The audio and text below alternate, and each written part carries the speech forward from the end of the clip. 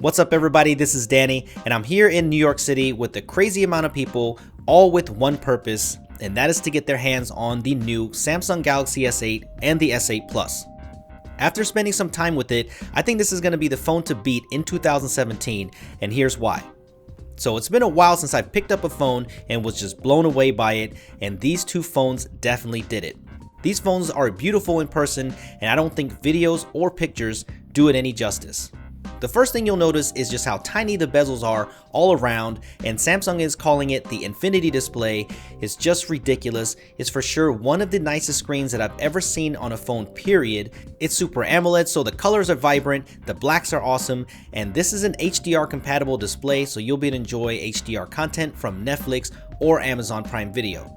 The aspect ratio is 2:1, similar to the LG G6, and that's why the phone is taller, but even with a slightly larger 5.8-inch display on the Galaxy S8, the LG G6 feels chunkier and less elegant when you're holding it.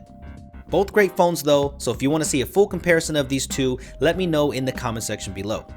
There is a larger model announced, and that is the Galaxy S8 Plus, which has a whopping 6.2-inch display, but what's funny is that it's not much bigger than the iPhone 7 Plus with a much smaller 5.5-inch display, and the iPhone is much wider. The S8 Plus really impressed me because it does not feel that large in your hands. I prefer the rounded update to the design, for I think it looks a lot better.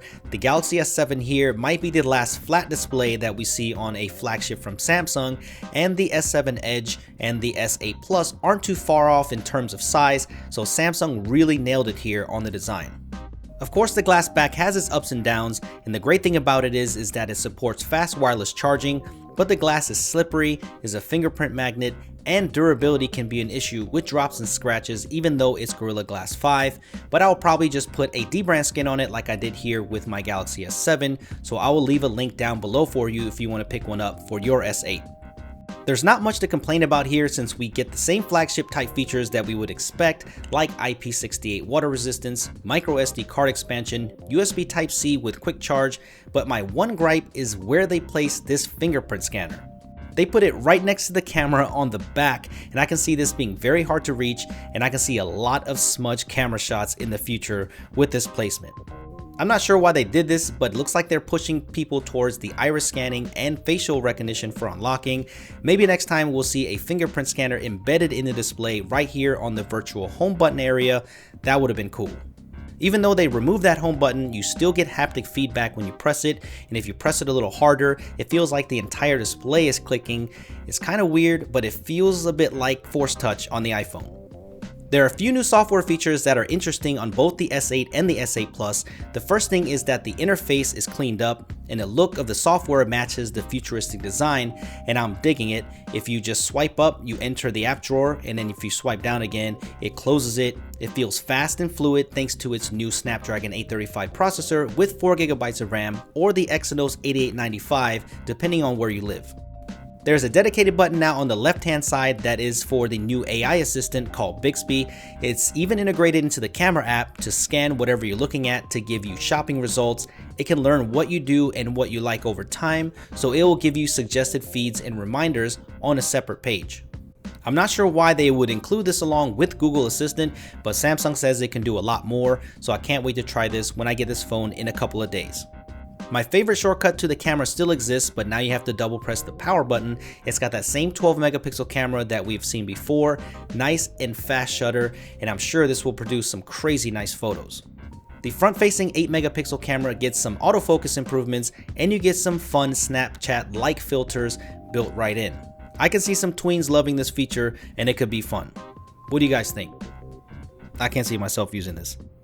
The S8 has a 3000 mAh battery, and the S8 Plus has a 3500 mAh battery, so I hope that is enough to get through a full day, but there is a choice to drop the resolution to 1080p or below, and that's nice so you can get better battery life. I'll be sure to test all this and let you know, so stay tuned for the full review. Samsung also released a lot of accessories, including the new fast wireless chargers, a brand new Gear VR with remote, but the most interesting accessory was the DeX dock, where this cool puck-like stand can hold your Galaxy S8 while charging it and turn it into an Android desktop computer, and also giving you all kinds of ports to go along with it. I can't wait to try one of these. With the incredible looking display, the horsepower, the camera, wireless charging, water resistance, the new AI assistant, and one of the most beautiful designs that I've ever seen on a mobile device, I think this could be the phone of the year. I love the Galaxy Note 7, so I feel like this is an improved version of the Note 7, hopefully without the explosions, and I can't wait to start using this as my daily driver. Let me know what you guys think of the S8 and S8 Plus in the comment section below. Smack that like button for more coverage of these two phones, and let me know what you want to see in the future videos with the S8, and I will see you guys in the next video.